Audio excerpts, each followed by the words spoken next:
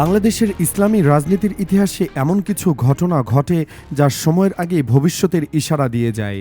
গত কয়েক ঘন্টার ঘটনা প্রবাহ দেখে মনে হচ্ছে এমনই একটা সন্ধিক্ষণে এসে দাঁড়িয়েছে দেশের রাজনৈতিক পরিমণ্ডল।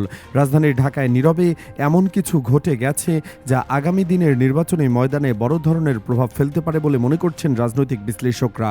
কথা হচ্ছে মুফতি আলী হাসান ওসমানকে নিয়ে। হ্যাঁ, সেই মুফতি আলী হাসান ওসমা, যাকে তরুণ প্রজন্ম চেনে একজন জনপ্রিয় দায়ী হিসেবে, কওমি অঙ্গনে যাকে জানে একজন মুহাক্কিক আলেম হিসেবে, সোশ্যাল মিডিয়ায় যার ফ্যানবেজ লক্ষ লক্ষ মানুষের, তিনি আনুষ্ঠানিকভাবে যোগ দিয়েছেন বাংলাদেশ জামায়াতে ইসলামীতে। খবরটা শুনে অনেকেই প্রথমে বিশ্বাস করতে পারেননি, কারণ যারা আলী হাসান ওসমাকে দীর্ঘদিন ধরে ফলো করেন তারা জানেন তিনি এক সময় জামায়াতের কট্টর সমালোচক ছিলেন। কিন্তু রাজনীতিতে অসম্ভব বলে কিছু নেই।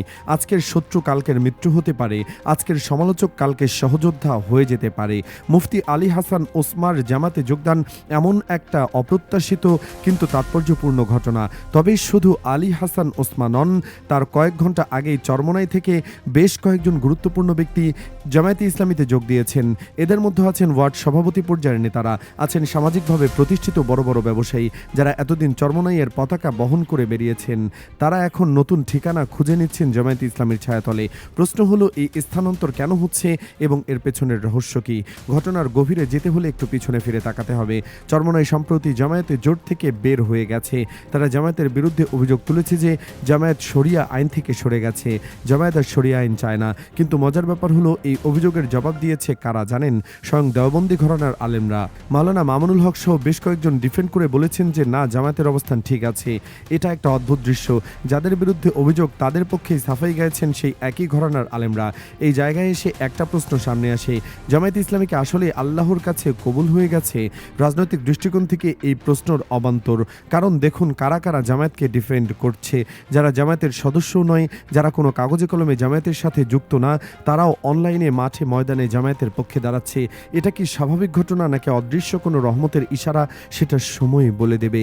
আলী হাসান ওসমার জামাতে যোগদানকে অনেকেই শুধু একটা সাধারণ ঘটনা হিসেবে দেখতে চাইতে পারেন, কিন্তু যারা রাজনীতি বোঝেন তারা এই ঘটনা আসলে কতটা গুরুত্বপূর্ণ। আলী হাসান ওসমা শুধু একজন ব্যক্তি নন, তিনি একটা প্রতিষ্ঠান, তিনি একটা বড় কওমি মাদ্রাসা পরিচালনা করেন। তার নিজস্ব একটি স্টাইল আছে যা তরুণ প্রজন্মের কাছে অত্যন্ত আকর্ষণীয়। তার সমর্থক গোষ্ঠী বিশাল। অতএব তার যোগদান মানে শুধু একজন মানুষের যোগদান নয়, এটা হাজার হাজার সমর্থকের মনোজগতে একটা বড় পরিবর্তনের সূচনা। এখন প্রশ্ন হলো, জামায়াতে ইসলাম কেন এত আকর্ষণীয় হয়ে উঠেছে হঠাৎ করে? এই প্রশ্নের উত্তর খুঁজতে হলে বাংলাদেশের রাজনৈতিক ইতিহাসের দিকে একটু চোখ বোলাতে হবে। জামায়াতে ইসলামীর বিরুদ্ধে দীর্ঘদিন ধরে একটা সমালোচনা ছিল যে তাদের মধ্যে বড় কেতাবি আলেম নেই। ঢাকা বিশ্ববিদ্যালয়ের অনেক শিক্ষক এই কথা বলতেন যে জামায়াতে তো আলেম সংকট, বিশেষ করে নির্বাহী পরিষদে কোনো বড় মুহাক্কিক আলেম নেই। এই সমালোচনা পুরোপুরি ভুল ছিল না। বাস্তবে জামায়াতে এখন সেই মাপের কেতাবি আলেম নেই যারা গভীর গবেষণাধর্মী জ্ঞানের অধিকারী। একসময় অবস্থা ভিন্ন ছিল। মাওলানা AKM ইউসুফ ছিলেন জামায়াতের নির্বাহী পরিষদের যিনি বিরাট মাপের আলেম ছিলেন। আল্লামা সাঈদী অবশ্যই জনপ্রিয় বক্তা ছিলেন, কিন্তু মাওলানা ইউসুফ ছিলেন তার চেয়েও বড় আলেম। সৈয়দ কামাল উদ্দিন জাফরি ছিলেন যার কাছ থেকে আল্লামা সাঈদী নিজেই ইলম হাসিল করতেন।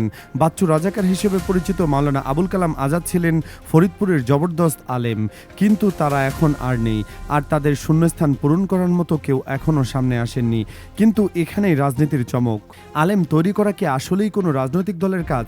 অনেকেই বলছেন জামায়াতের উচিত বড় বড় কওমি মাদ্রাসা প্রতিষ্ঠা করা, কিন্তু এই যুক্তি কতটা যৌক্তিক সেটা ভাবার বিষয়। কওমি মাদ্রাসাগুলো দর্সে নিজামী সিলেবাসে আলেম তৈরি করছে, ইসলামী বিশ্ববিদ্যালয় আছে, আলেম তৈরির কাজ চলছে নিজস্ব গতিতে। একটা রাজনৈতিক দলের কাজ আলেম তৈরি করা না, তাদের কাজ রাজনীতিতে সফল হওয়া। আর রাজনীতিতে সফল হলে আলেমরা এমনিতেই আসবে, এটা ইতিহাসের শিক্ষা। এই কথার প্রমাণ চাইলে আওয়ামী লীগের দিকে তাকান। আওয়ামী লীগ কি ধর্মভিত্তিক দল ছিল? মোটেই না, কিন্তু তারা রাজনৈতিকভাবে সফল ছিল, ক্ষমতায় ছিল দীর্ঘদিন। আর আওয়ামী লীগকে আলেমের অভাব ছিল? মোটেই না, সবচেয়ে বড় আলেমরাই তো আওয়ামী লীগ করতেন। মাওলানা ফরিদ উদ্দিন মাসউদের কথা ভাবুন, বাংলাদেশে তার চেয়ে বড় কওমি আলেম কয়জন আছে? খতিব রুহুল আমিনের কথা ভাবুন, আল্লামা শামসুল হক ফরিদপুরের সন্তান। উলুমুল বাহার বা জ্ঞানের সাগর বলা হয় তাকে। এরা সবাই আওয়ামী লীগের সাথে ছিলেন। তাহলে শিক্ষাটা কি? শিক্ষা হলো রাজনৈতিক সফলতা আলেমদের আকর্ষণ করে। কোনো দল যখন ক্ষমতার কাছাকাছি যায় তখন সবাই সেই দলের দিকে ছুটে আসে। জামায়াতে ইসলামী এখন সেই পথেই হাঁটছে বলে মনে হচ্ছে। 5 আগস্টের পর থেকে যা কিছু ঘটেছে তা দেখে অনেকেই বুঝতে পারছেন যে জামায়াত এখন আর সেই পুরনো অবস্থানে নেই। তারা সফলতার দ্বার প্রান্তে। আলী হাসান ওসামার কথার ফিরে আসি। তার অতীত নিয়ে বিতর্ক আছে, এটা সত্য। একসময় তার মধ্যে মানহাজি ফিলোসফি ছিল, গণতন্ত্রের প্রতি তার বিদ্বেষ ছিল প্রবল। জামায়াতের গণতান্ত্রিক পদ্ধতি নিয়ে তিনি কড়া সমালোচনা করতেন। তাহলে তিনি কেন এখন জামায়াতে যোগ দিলেন? তিনি কি গণতন্ত্র জায়েজ মনে করে এসেছেন? সম্ভবত না।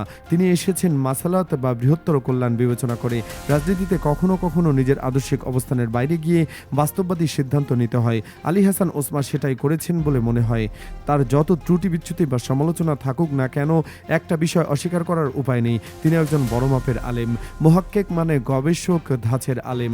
তার স্মৃতিশক্তি প্রচণ্ড, কিতাবি জ্ঞান গভীর, উসুল শাস্ত্রে তার দক্ষতা অসাধারণ। কওমি আলেমদের মধ্যে তিনি ফার্স্ট ক্লাসে পড়েন। এমন একজন মানুষ যখন জামায়াতে যোগ দেন তখন সেটা স্বাভাবিক ঘটনা থাকে না, সেটা হয়ে যায় ঐতিহাসিক মাইলফলক। নির্বাচনের আগে এই যোগদান জামায়াতের জন্য একটা বড় পাওয়া। চরমনায় যখন জোট ছেড়ে গেছে ঠিক সেই সময় আলী হাসান ওসমার মতো একজন সুপারস্টার কওমি আলেমের যোগদান জামায়াতকে নতুন মাত্রা দিয়েছে। এটা শুধু সংখ্যার হিসাব নয়, এটা হলো মনোবলের হিসাব, এটা হলো ভাবমূর্তির হিসাব। জামায়াতের সমর্থকদের মধ্যে এখন একটা নতুন উদ্দীপনা কাজ করছে। এর আগেও কিন্তু বেশ কয়েকজন কওমি আলেম চরমনাই থেকে জামায়াতে এসেছেন। নুরুজ্জামান নোমানী তাদের একজন। অবশ্য তাকেও জামায়াতের একটা অংশ পুরোপুরি গ্রহণ করতে পারেনি। সমালোচনা থাকে সবার ক্ষেত্রেই, সমালোচনা থাকবেই, কিন্তু সমালোচনা মানে বিদ্বেষ নয়, সমালোচনা করা মানুষের অধিকার, এটা তাদের কাজ যারা চিন্তাশীল। ইউসুফ মাহমুদ নামের চরমনাইয়ের আরেকজন গুরুত্বপূর্ণ ব্যক্তিও জামায়াতে এসেছেন। আর সবচেয়ে চমকপ্রদ বিষয় হলো চরমনাইয়ের পক্ষে যারা এতদিন মিডিয়ায় সোচ্চার ছিলেন তাদের কয়েকজন এখন জামায়াতের সুরে কথা বলছেন। জোট ছেড়ে যাওয়াটা তারা পছন্দ করছেন না, এটা একটা বড় পরিবর্তনের ইঙ্গিত।